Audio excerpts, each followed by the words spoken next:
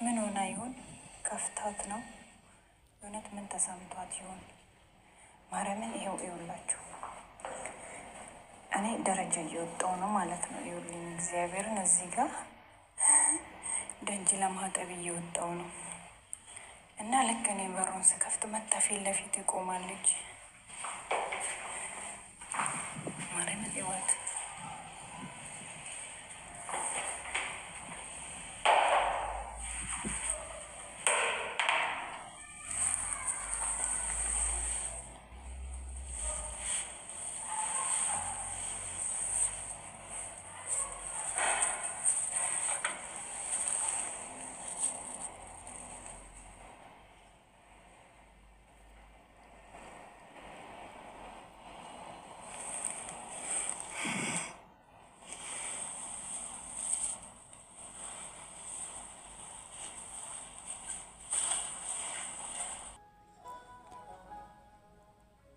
አቤት የፈጣሪ ስራ እጅግ ይገርመኛል።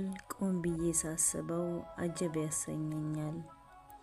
ለአንዱ ጤንነትን ይነሳዋል ንብረት እያበዛ እንዲገነዘበው ሀብት ዱንያን እንጂ ጤናን እንደማይገዛ፣ ለሌላው ገንዘብ ይነሳዋል ጤንነትን ወፍቆት በጉልበቱ ጥሮ ሰርቶ እንዲኖርበት፣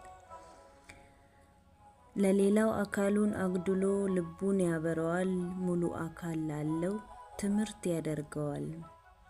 ለሁሉም ጥያቄ መልስ አለው ጀበሩ ፍጹም አይደበድልም ባሮቹን ገፈሩ። የኔ ውድ ፋሚሊዎች እውነት ዛሬ ከዚች እርግብ የተማርኩትና ያየሁት ነገር ቢኖር ምንም ያህል ጉልበት አለን ብለን ብንፍጨረጨር ብንሮጥም የዛሬ ገንዘብ ማግኘታችን ከብዙ ሰው ጋር መገናኘታችን በቃ ድካማችንን ባናስተውልም ዛሬ ይሄን አገኘን ይሄን ሰራን ብለን በሩጫችን የወደፊታችን ብቻ በቃ ለነገ ይሄን ያንን እያልን መሮጣችን ብቻ ነው የምናስተውለውና በእውነት እኔ በጣም ነው የገረመኝ። እቺ እርግብ እንዳያችሁት በር ላይ ልክ ደጅ ለማጠብ ወደ ውጪ ስወጣ ነው በር ከፍቼ መጥረጊያ ረስቼ ወደ ኋላ ተመለስኩኝ። ብዙ ማራኩም ከደረጃ አንደኛው እንትን ላይ ነው ያለውትና ወርጄ መጥረጊያ ይዤ ስመለስ በሩን ከፍቼ ስለነበር ስመለስ በር ላይ ያገኘዋት። ከዛ ትሄዳለች ብዬ ነበር። አሁን ደረጃው በወጣው ቁጥር ትሄዳለች ብዬ ሳስብ እሷ ግን ምንም አልተንቀሳቀሰችም። ከዛ ቆይ ለምን ካሜራ ምናልባት ስልክ ባወጣ ትሄዳለች አልኩኝና ካሜራ ፊት ለፊት አድርጌ የሆነ ጎንበስ ስል በቃ የተወሰነ ነው ፈቀቅ ያለችው። ብዙም እንትን አልቆየችም። ከዛ እንደዚህ በበሩ ጋር እንደዚህ ዞር አለች እንዳያችኋት ምናምን። ከዛ ምን ላደርጋት አሁን ማንም የለም እንዳለ ሰዎች ተኝቷል። ምንም ማድረግ አልቻልኩም። ከዛ ቆይ ስመለስ ደጁን አጥቤ ልመለስና ወይ ምግብ ሰጣታለሁ ብዬ እዛው ደረጃው ጋር ታውኩኝና ደጁን አጥቤ ምን ብዬ ሁሉንም ጨርሼ ስመለስ ያቺ እርግብ በቃ መጀመሪያ አያዋት ስትራመድ የነበረችው እርግብ ሞታ አገኘኋት ማለት ነው። ማርያምን በጣም ነው የተሰማኝ። አንዳንድ ጊዜ በሰማይ ላይ ምንም ያህል ከፍታ ከፍ ብሎ ቢበሩም ችግር የደረሰባቸው ወይም አቅም ያጡ ቀን በሽታ የጣላቸው ቀን በቃ እንዲህ ነች ማለት ነው።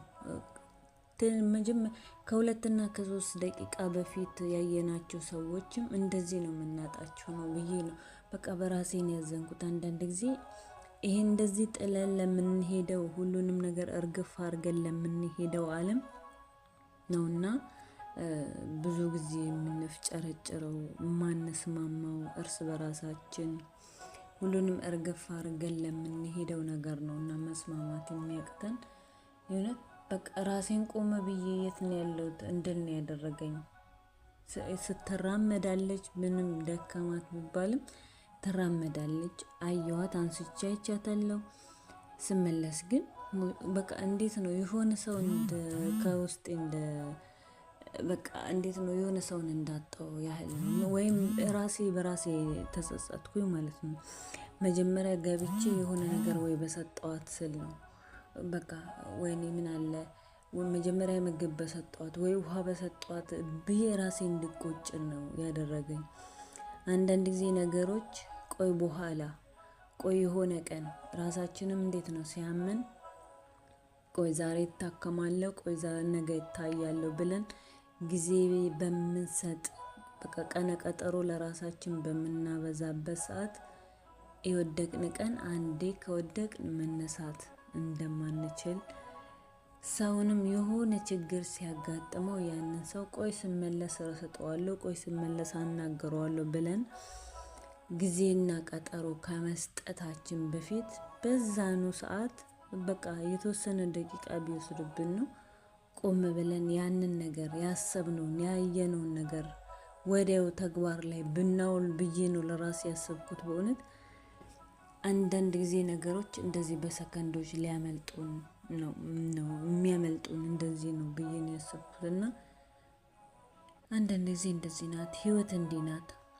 አሁን ያያችሁትን ደግማችሁ አታዩም።